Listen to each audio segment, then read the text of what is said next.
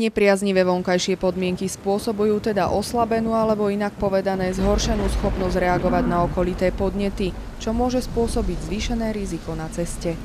Psychológovia vo všeobecnosti radia, že kým si my sadneme za volant, mali by sme sami seba vyhodnotiť, či sme spôsobili na jazdu. Tam sú tie klasické otázky, či sme dostatočne vyspaní, či nie sme pod vplyvom alkoholu alebo iných návykových látok a či poznáme nejaké príčiny, prečo by sme nemohli šoférovať. S týmto by sme si vždy mali sadať za volant.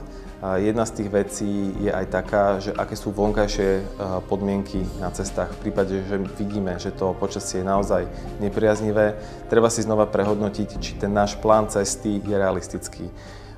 Keď sa väčšinou dostaneme na nejaké miesto, štandardne za 30 minút, a po suchej ceste pri slnečnom počasí, tak treba si uvedomiť, že za snehovej výchrice za tých 30 minút to nestihneme. Preto treba si to naplánovať buď tak, že treba výjsť skôr, alebo zavoláme ešte pred jazdou do tej cieľovej destinácie, že budeme meškať. V žiadnom prípade by sme nejak nemali nadbiehať čas tým, že budeme jazdiť rýchlejšie alebo nebezpečnejšie. Takže to je asi ten základ. Pri nepriaznivom počasí je naozaj potrebné, aby tá pozornosť bola 100%. Takže keď vidíme, že nepriaznivé počasie, radšej si dáme rádio tichšie alebo ho úplne vypneme. Keď musíme používať hands-free sadu, tiež radšej ten telefón počká.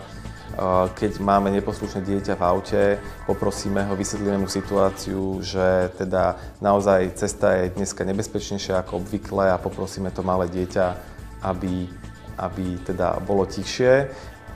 Neviem, či to funguje, treba to minimálne vyskúšať. Hej, keď dieťaťu vysvetlíme, čo po ňom chceme a prečo to po ňom chceme, je tam vyššia pravdepodobnosť, že nás to dieťa poslúchne. Únava, stres či nepriaznivé počasie. To všetko sú veci, ktoré sa odzrkadľujú pri jazde automobilom. Pred jazdou je treba preto správne vyhodnotiť to, či a ako som naplánovanú trasu schopný zvládnuť za daných okolností. Ako my sme v tej kabíne stále v rovnakých podmienkách, takže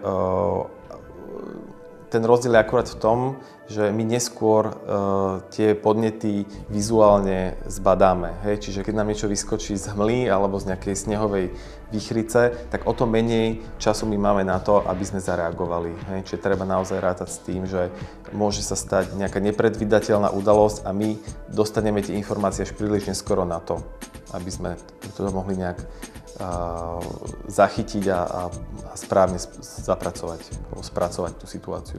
Hmla, dážď, sneh alebo len tma.